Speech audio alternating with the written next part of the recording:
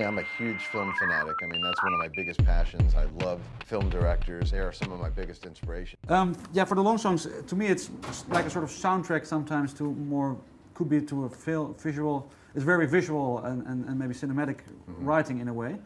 Do you, maybe when playing the songs or when writing, do you get inspiration from this kind, from visual inputs and translate that into music, you think? I can't say we specifically write with a visual inspiration in mind.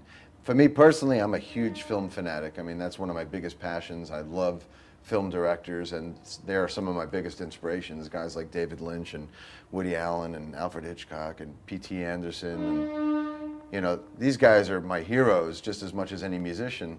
So that's a big influence for me, but I really can't say as a band that we've ever written with a soundtrack or a film in mind. But we try to make each song a bit of a journey, you know, the way you feel if you're watching a good movie or reading a good book. You know, we want to make each song or even an album as a whole as something that feels like a deep experience.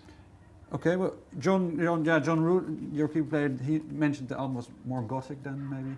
What kind of words or vocabulary you use, correct me if I'm wrong, to maybe when you're in the writing process to say we have to put more this or that? Is it all musical terms, or you use sometimes?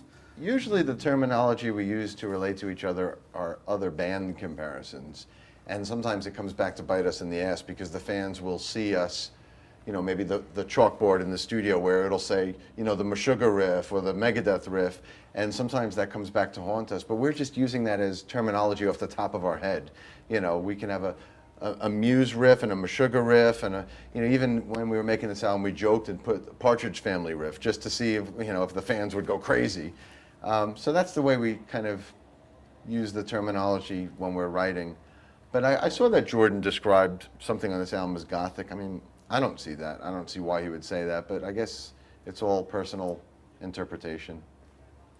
That's true. Yeah, you will, the tour, this will present this album, but you play festivals the next time in the summer? We start with festivals here in Europe in June, doing like some of the big festivals, and then in between we'll do our own kind of one-off warm-up shows. Get to go to some new places like Israel and Russia, so that'll be fun.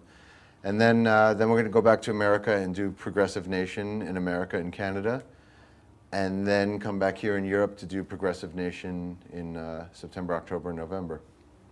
Okay, I think we have to stop, but thank you for your time. Cool. Yes? Thanks, man.